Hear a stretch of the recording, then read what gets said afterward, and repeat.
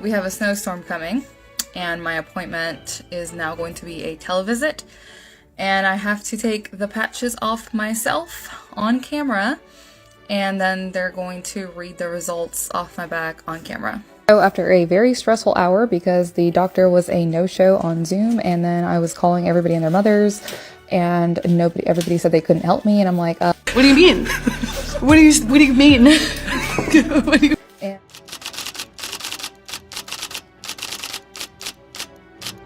Hey guys, welcome back. So as you can see, I finally got my patch test, and I've been uploading about it on TikTok and on Shorts, so I'm not sure if you've seen that, but if you haven't, that was just a sneak peek of the nightmare that this patch test was.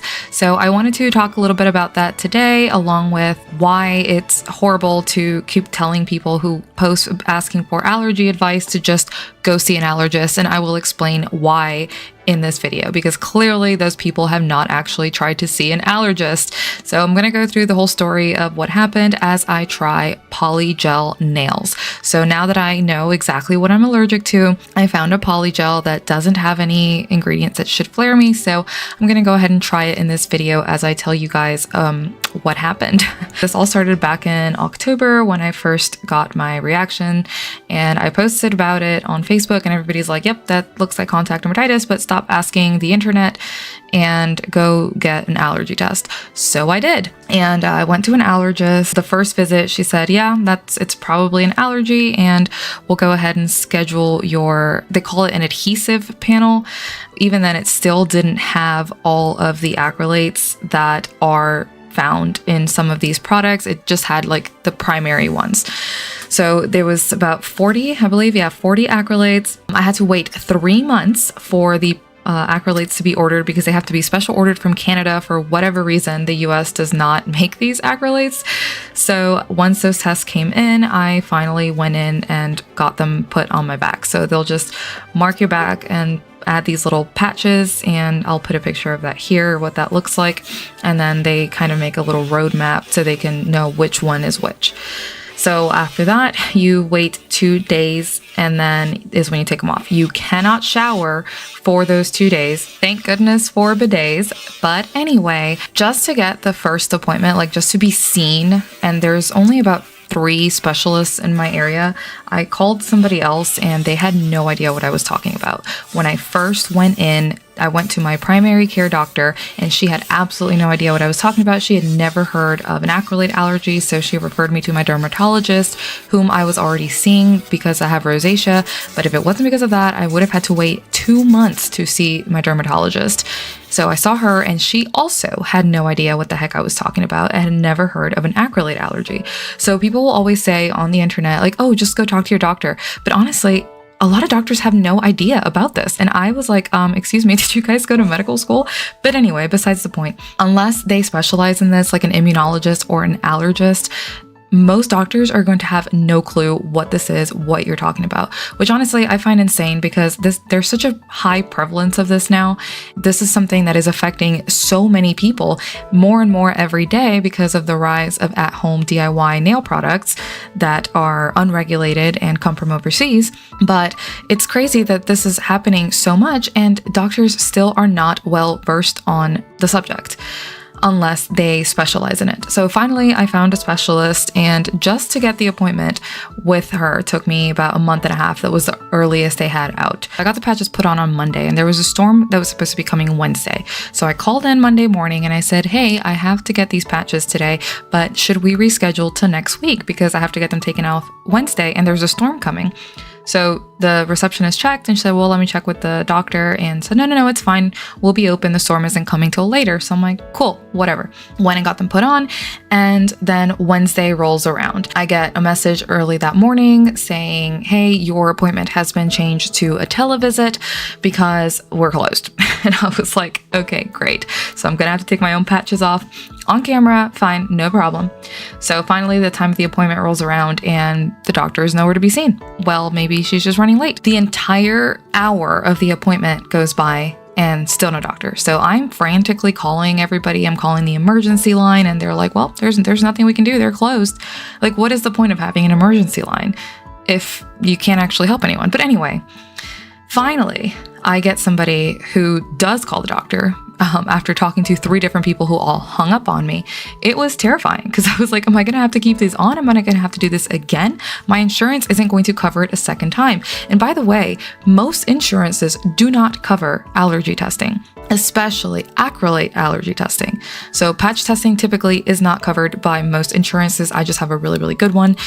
And if it's not covered, these are $900. So again, it's not as easy as just telling people go get a patch test because they are very, very, very difficult to obtain. Anyway, so I'm sitting there with super itchy patches on my back. And by the way, the entire experience of having the patches on was also pretty miserable. I was itching like crazy at night, trying really hard not to scratch and maybe like spread the results around or mess with the results. And Benadryl wasn't doing anything. I took like 3 Benadryl and wasn't touching it. I was still itching like crazy.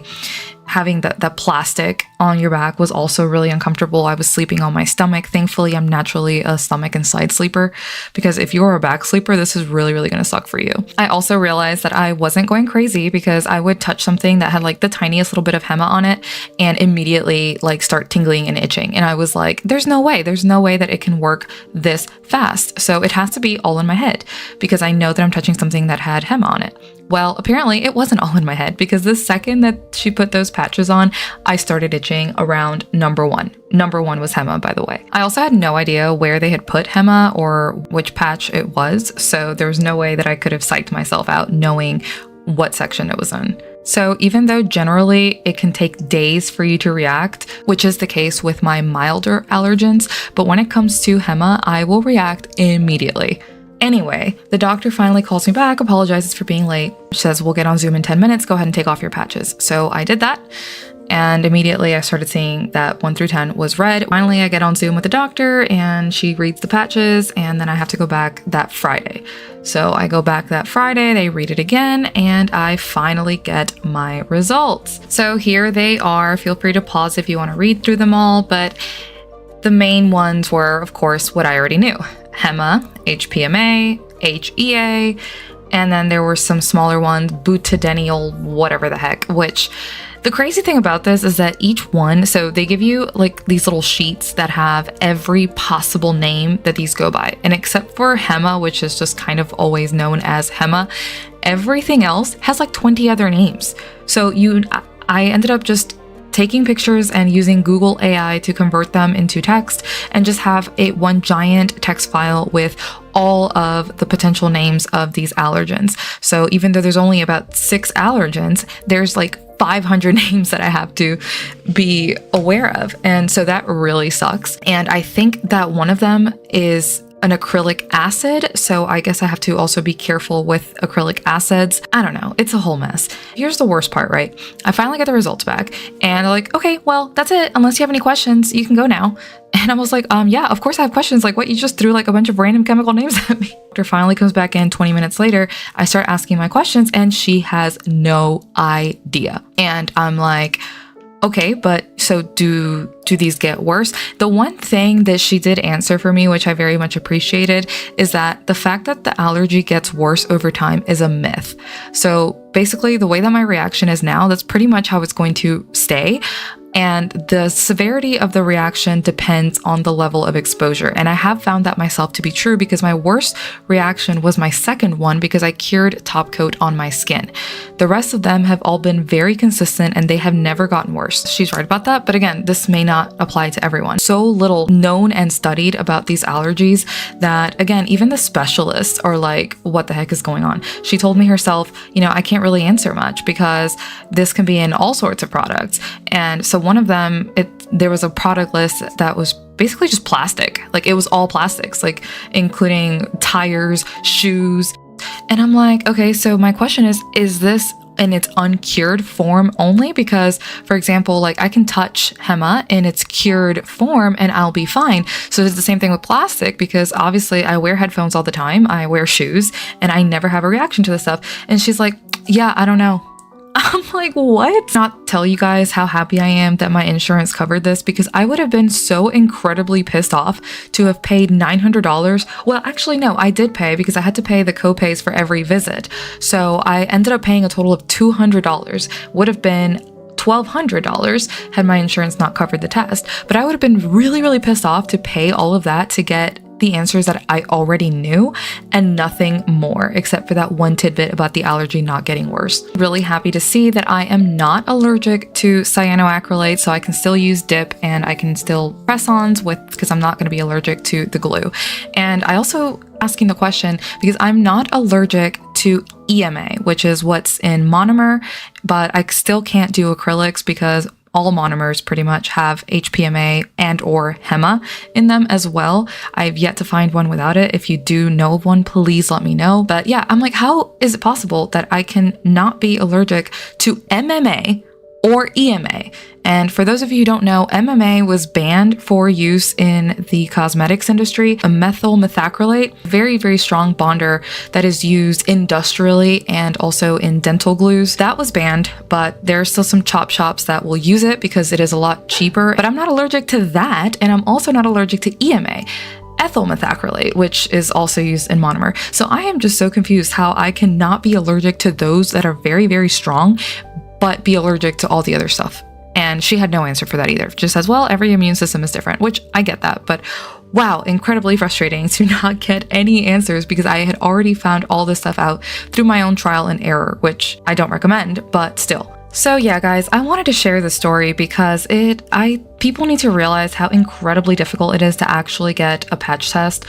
So if you can help somebody out, if you are knowledgeable about these things, and honestly, a well-versed, knowledgeable nail tech that has studied up on allergies will probably know about as much as an allergist would, with the difference being just not having the ability to test you.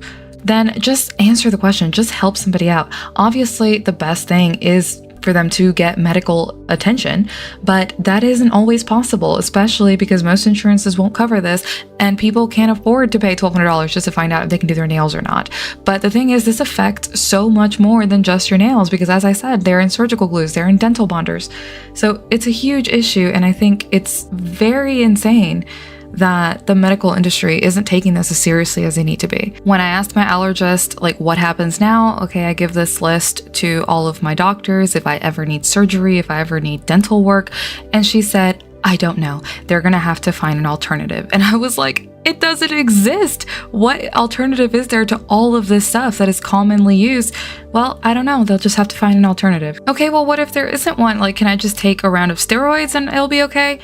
I don't know. I can't answer that. Everyone's immune system responds differently. Oh my god, I was so incredibly frustrated, you guys. Anyway, the Polygel I used here is by Aimeili, and I know I always caution you guys against cheap Amazon brands, but just look at the ingredients before you buy anything. So, did it flare me? Let's see. This one is by Aimeili, but honestly, this Polygel is the only one that I have found that is this clean. Their ingredients don't have anything that is in my list of allergens. I was very surprised to see this in a $7 a tube Polygel. I mean, look at how stunning the color is. It's like a shimmery orangey pink. It's so gorgeous in the sun. The camera is really not capturing the full effect. I'll also try to put a picture up so you can see the full effect. But with Polygel, it's a lot easier to keep it off of the skin because of the way that you mold it and pat it. And so the application goes on a lot smooth. 16 hours since I did this set. And so far, absolutely nothing, not even a tingle. And I learned my lesson on preemptively saying that a product is not gonna flare me, and then 3 days later, it's like swollen cuticles. So I'm gonna wait, but it's a really, really good sign that there isn't even a tingle. All right, y'all, day 2, we are still looking good. No swelling, no redness. Well, other than where I nicked myself there, but, and here. I've noticed that ever since I got the allergy, it's actually been so much easier for my skin to cut around here. Like, I used to never ever nick myself, and now it happens all the dang time. I don't know why that is. Does anybody have the scientific explanation for that? Because my cuticles are super sensitive ever since I got the allergy. I am so happy. It looks like I can use this. Again, I'm not going to preemptively say that we're out of the woods yet, but it's looking like it. Okay, so I've been super busy and I totally forgot to film the last 2 days, but we are on day 6, 5, I don't even know, 5 or 6. and there is absolutely no sign of allergy. So I can safely say this works. This Polygel did not flare my allergy. And I will be trying one from Puente. I've heard really good things about that one. I've heard that it's even better than this Aimeili one. And so I'm waiting for that to come in because the only place you can get it is AliExpress. And I know, you guys, I always say not to get anything on there based off of the ingredients alone and the fact that this didn't flare me. And those ingredients are pretty much identical. I would say that that one should probably be safe too. And well, that's why I'm here, is just to try stuff out for you guys and let you know what works and what doesn't. All right, y'all, that is all for this one. If you are still here, thank you so much for sticking with me. And especially if you've been a subscriber from the start, you've kind of seen like my entire allergy saga, which I feel like has finally come to somewhat of a close. So that's not to say I won't be doing any more allergy friendly tips and recommendations, as I will very much still be focusing on that. But now I kind of want to also start branching out into what this channel was originally intended for, which is just my fun nail designs and more lighthearted stuff than constantly just mentioning allergies. But please feel free, if you have any questions, if you are struggling with this yourself, please feel free to DM me. My DMs are always open, whether it be here on YouTube or Instagram or TikTok, any platform. Feel free to message me if you have a question regarding allergies, because I know that not a lot of people want to answer those questions, much less talk about allergies in general, but I am always open to do so. If you aren't already, please make sure that you are subscribed to this channel and follow me on all my other platforms, and hit that bell icon so that you don't miss any of my videos, as it helps my new growing channel tremendously, so that I can continue to provide you guys with videos like this and more allergy friendly tips and recommendations. As always, thank you for watching, and I'll see you in the next one.